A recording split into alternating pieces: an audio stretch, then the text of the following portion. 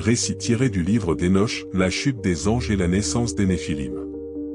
Aux temps anciens, lorsque la terre était encore jeune et que l'humanité commençait tout juste son voyage, quelque chose se produisit qui changea à jamais le cours de l'histoire. Là-haut, dans les cieux, parmi les légions d'anges, certains furent consumés par un désir interdit, ils furent ensorcelés par la beauté des femmes terrestres, qui leur semblaient d'une splendeur céleste. Ces anges, appelés les Grigori, ou veilleurs, décidèrent de descendre sur terre, défiant ainsi la volonté de Dieu.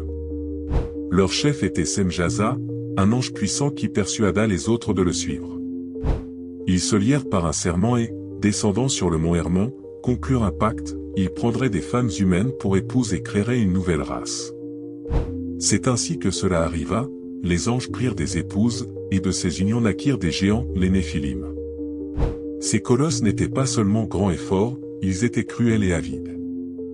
Ils dévoraient toutes les ressources de la terre, semant le chaos et la violence, et leur appétit était insatiable, ils mangeaient non seulement les animaux, mais aussi les humains.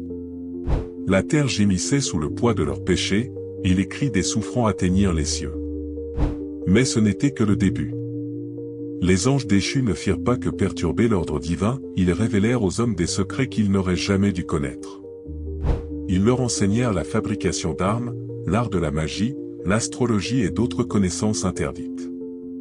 Les hommes, qui vivaient auparavant dans la simplicité et l'innocence, devinrent obsédés par la soif de pouvoir et de destruction. La terre se transforma en une arène de chaos, où régnait la cruauté et l'anarchie. Enoch, le juste qui, marchait avec Dieu, fut appelé à servir de médiateur entre le ciel et la terre. Les anges se tournèrent vers lui, lui demandant d'intercéder en leur faveur, espérant que Dieu leur pardonnerait. Mais la réponse fut sans appel.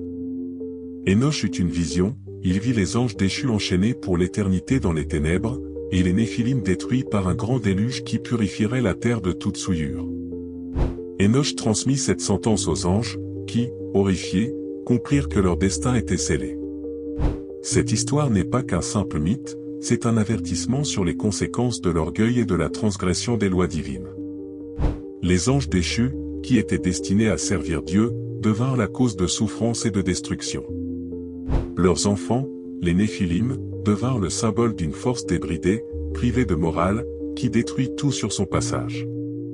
Mais même dans cette obscurité, il y a de l'espoir, le déluge, qui anéantit les Néphilim, marqua le début d'un nouveau monde, où l'humanité reçut une seconde chance. Le livre d'Enoch, avec ses images saisissantes et son symbolisme profond, nous invite à réfléchir à des questions éternelles. Que se passe-t-il lorsque des êtres supérieurs oublient leur véritable destinée? Comment des connaissances qui n'auraient jamais dû tomber entre les mains des hommes peuvent-elles devenir une malédiction? Et enfin, jusqu'où l'humanité peut-elle aller si elle perd sa connexion avec le divin?